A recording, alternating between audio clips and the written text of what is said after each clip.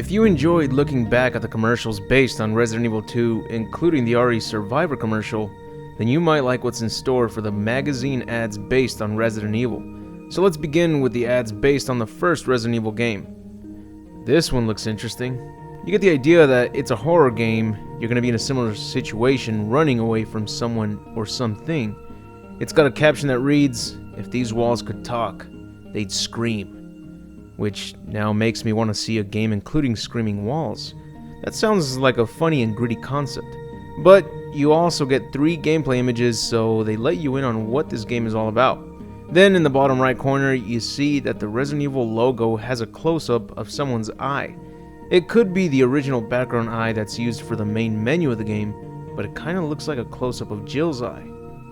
Here's a close-up of that close-up eye in another ad for the first Resident Evil game, with a caption that reads, "If the suspense doesn't kill you, something else will."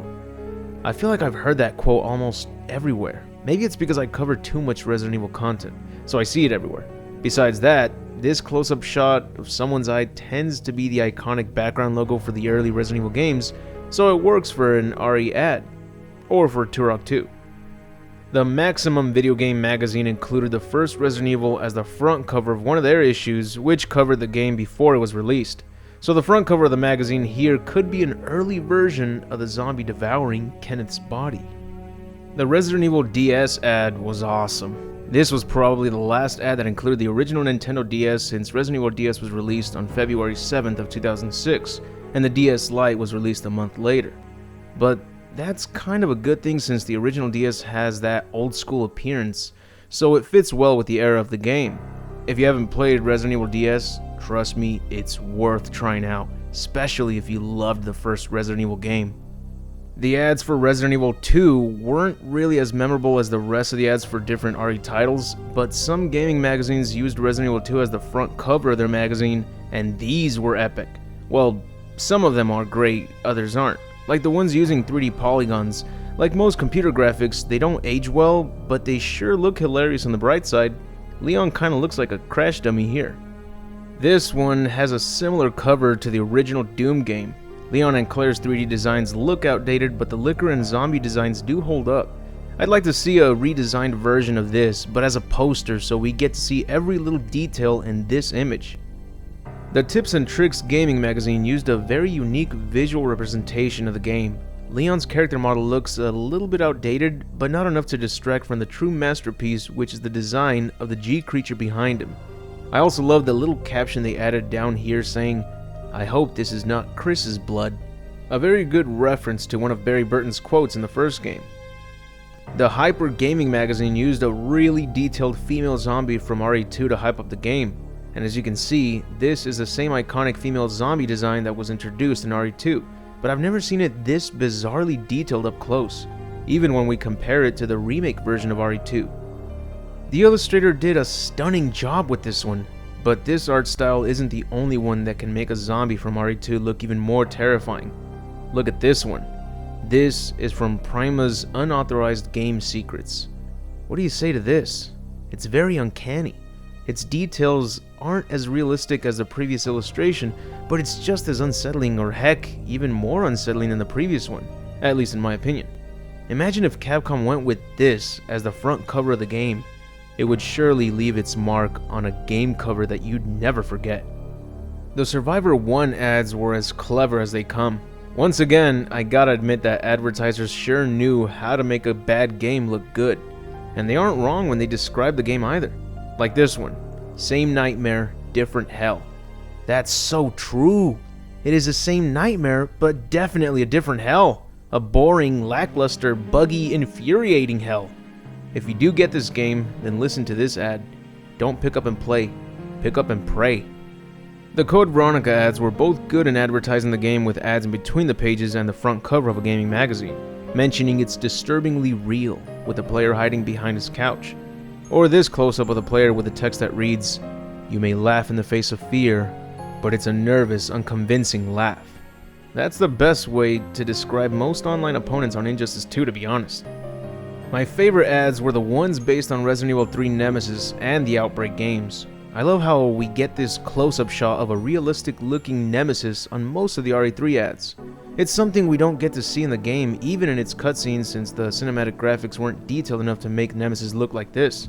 It's very impressive, and the developers really should have included this shot in the game case or even its manual handbook.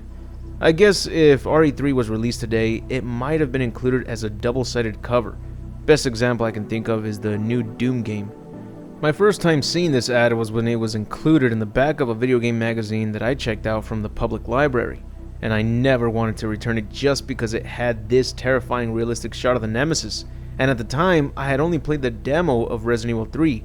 I only had a taste of the game, and this was always teasing me to get a hold of the full game to discover what happens next. My excitement sure as hell grew thanks to this ad. They also had this close-up shot of a broken tube that contained the G-Virus. It's a neat image, but the G-Virus is not exactly the virus that you have to deal with in RE3, but maybe the original concept did involve the G-Virus at one point. I mean, the manhwa of Resident Evil 3 sure involved the G-Virus throughout the story, so who knows? It's a possibility. But now let's look at the Outbreak ads. These ads looked like they could have passed for some intense movie posters. They reveal a critical situation that involves more than one person in a dangerous situation, letting you know that this game will not be your average Resident Evil game, but instead, you'll be working with other survivors trying to escape the outbreak in Raccoon City. You don't know who they are, but you sure as hell are ready to find out. When you see this ad, you get the feeling that you're going to be trying to rescue civilians from Raccoon City in hopes of escaping in time, which is sort of what happens in Outbreak 1 and 2, but you don't necessarily escort any citizens yourself, although some segments do appear that way. But this wasn't like an exaggeration of that game either. Throughout the Outbreak games, you will be starting off most chapters with a group of survivors, but by the end, those numbers will surely be depleted. So great job to whoever came up with this picture. It was so good that they had to include it as the front cover of Outbreak File 2. Now that I think about it, they should have done the same for the first Outbreak game cover, because in my opinion, a close-up of a handgun doesn't look quite as good as the advertising for it.